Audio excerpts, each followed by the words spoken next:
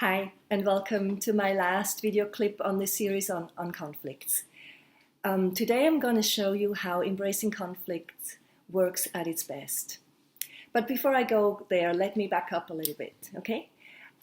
Remember I was talking about what is happening when we are in an argument, what happens for most of us. So we end up in a fight where one accuses the other and bitches and complains. And of course, the person who is bitched at will automatically go into defense mode and start defending him or herself, which is another form of attacking, by the way.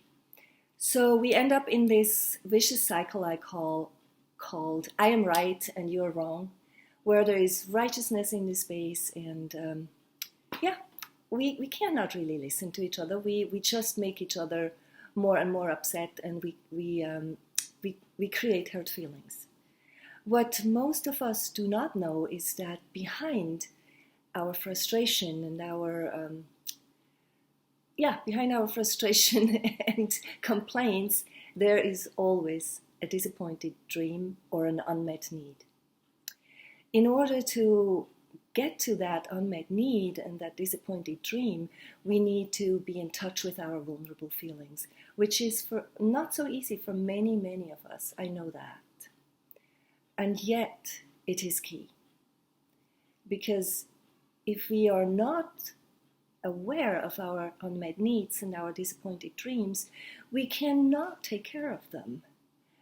And it really helps when we can have empathy for ourselves and our partners. So let me give you an example out of my practice. I'm going to talk about a young couple. They've been together for about 2 years. I call them Mary and John. They have a number of conflicts in their relationship that cause friction, and one of them is that John has a tendency to be late or even forget when he has a date with Mary. By the time he shows up, Mary is actually so angry with him. She is fuming and she's attacking him, and they end up in an ugly fight. When I was able to help Mary to get in touch with her vulnerable feelings, she actually realized that in those moments, she feels abandoned. She feels like she doesn't matter. John does not really care about her.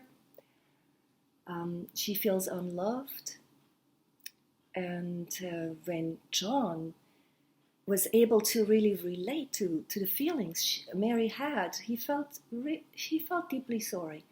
And interestingly, he could acknowledge that he has a bad time management.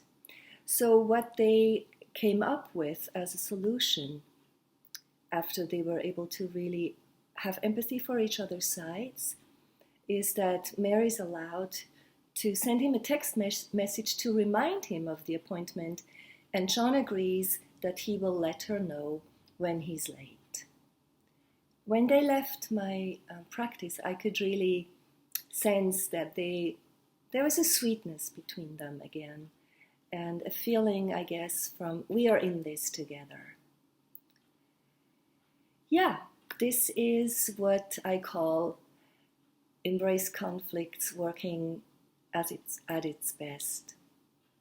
If you have any questions on the process, or if you need support in your relationships, please do not hesitate to contact me. Contact me through my webpage, and I am so happy to support you and your relationships. Thank you for your attention. I hope you walk away inspired and you got a new perspective on conflicts. And all the best to you and your relationships.